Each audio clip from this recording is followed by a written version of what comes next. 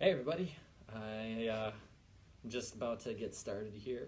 Gonna wrap up our discussion on No Flu December, and if you guys have any questions, feel free to add some comments below, and we'll review any questions that you have and make sure that we answer any thoughts or comments that you might have. So I hope you've been enjoying our series. We've been really doing a lot of these the last few months because I really want to pass on a lot of the information that we have to help you live better, healthier lives. And one of the ways that we wanted to do that is, just provide as much value and content as we possibly can. And what better way to live a healthier life than to boost your immune system so that even if you do get in contact with somebody who has bacteria or viruses, your body is able to fight that off, and at most you are dealing with some symptoms for a couple of days, and then you're feeling better. So I hope you're all having a happy holiday, and I'll be looking for comments as we go. But I thought what I'd do is kind of wrap up the top 5 things that we discussed over the last month. Now, some of the best ways to get your immune system boosted, to really get your body functioning at its optimum, is you need to get enough sleep. That's common sense, but not always common practice. And we shared a lot of different tips a couple of months ago on how to get your best quality of sleep. So we discussed things like not having your cell phone on, or electronics in the bedroom, making sure that you're not eating too close to bed, that you're not drinking too much water or any other liquids too close to bed, that you're setting the same boundaries for when you are going to fall asleep, when you're going to wake up, so you don't change your sleep schedule too often.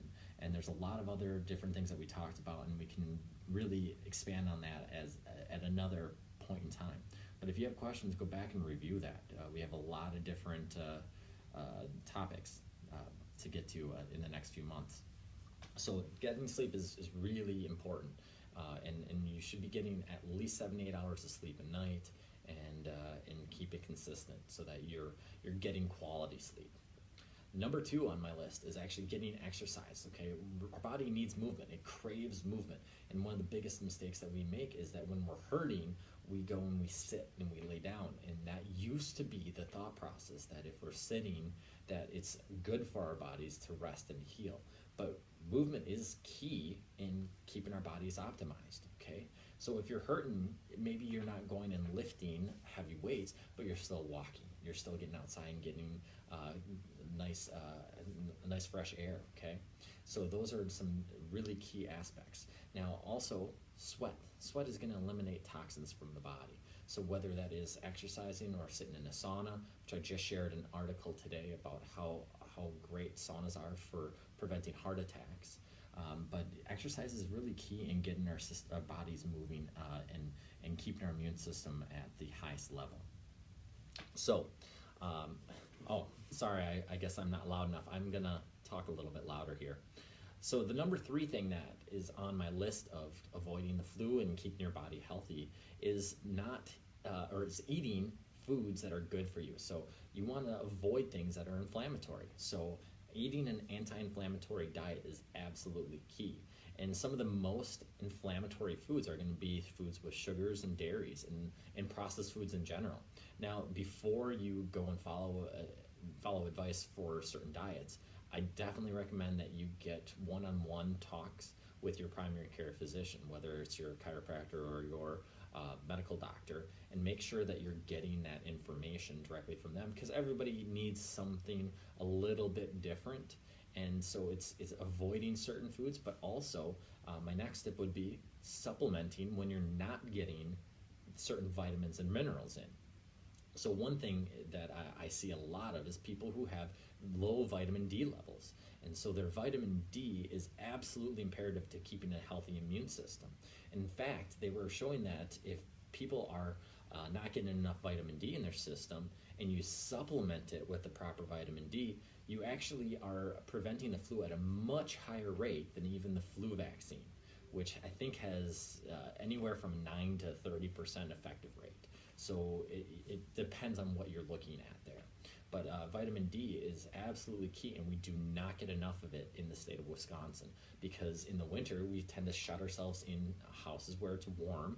You're not getting the sunlight, you're not getting exposure to those waves that are going to convert vitamin D into useful form. So even tanning for short periods of time can actually convert that vitamin D, or you can supplement it pretty inexpensively with some really quality supplements. And the last thing, of course, getting adjusted. And adjustments from a licensed chiropractor are going to increase the amount of T lymphocytes that you have in your body, which of course are going to fight off viruses and invaders into our body. So it keeps you healthy and keeps you from getting sick. So that's one of the best ways to avoid the flu. And I think I've talked about it before. The chiropractors actually got licensed not because they did anything with helping back pain, but because they saw a decreased mortality in a flu outbreak back in the 1920s, or 1918, I believe. So when you have your body functioning properly, when you have the communication restored between your brain and the rest of your body, you're going to have a better immune system, you're going to be able to move better, you're going to be able to think better.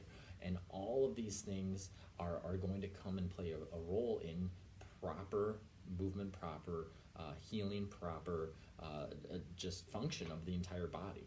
So chiropractic care is not just for back pain. In fact, that's just one of the many bonuses to getting adjusted, okay? It's like going to Starbucks and only ever getting their black coffee.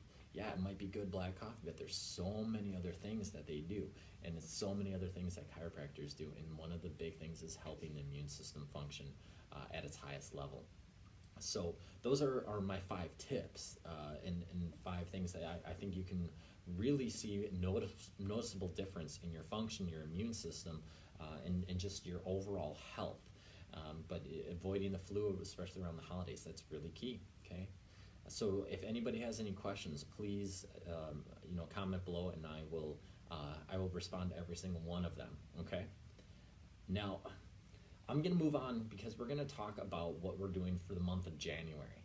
And I'm actually pretty excited about this. In January, it's usually known as the New Year's resolutions.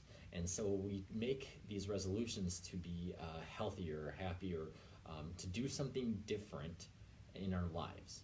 And a lot of those resolutions last for 2, maybe 3 weeks. Most people are done with the resolutions before the end of January because it's a commitment. Now, I'm not a big fan of resolutions in general because to me they're like the diets where you're only following it for a short period of time. Really, these are supposed to be lifestyle changes. So at the first time that we don't follow through, we just fall off the wagon. It's like, I'm not going to drink soda in 2019. Okay, well, you have a soda 2 weeks in. Well, I already lost that in. Well, it shouldn't be giving up on that goal for the whole year. We should be reassessing and saying, okay, well, I'm going to give myself a little bit of leeway. So we're going to discuss some of those tips on how to really commit to different lifestyle changes and the different steps that we can do to reach those goals. So if you have a certain goal of whether it's weight loss, whether it's getting to the gym or changing your diets or healing your body or getting rid of that naggy headache that's been bothering you for years and you just haven't done anything about, there's different steps on how to achieve those goals. And the big thing is finding out what you want personally and then going backwards. So it's reverse engineering. So start with the end in mind. What do you want? And that's what we're going to discuss in our new segments. And we're going to start that next week. So Monday is going to be New Year's Eve, and we will probably not do a video. I'll be in the office working with some people, adjusting. If you need to get in, I'll do the morning, so we'll only be in for a half day. And then we'll continue regular office hours for the rest of January. And so if you have any questions, comments, please comment below. I'm looking forward to talking with each of you individually. I see a few of you watching and a couple comments, so I appreciate you joining me. If you have people who are looking for some tips on staying healthy that they can do at home with avoiding certain medications without having to do a vaccine. I know it's a very controversial topic. Some people are really for it, some people are really against it. I'm not going to get into it. I'm just going to talk and give you some natural ways to boost your immune system so that that your body is primed for its best life and its best function. So share this with somebody that could use those tips. And if you have questions, comment below. Even tag them below, and they'll get the video. All right, thank you all. Have a happy, happy New Year, and we'll talk to you more in 2019.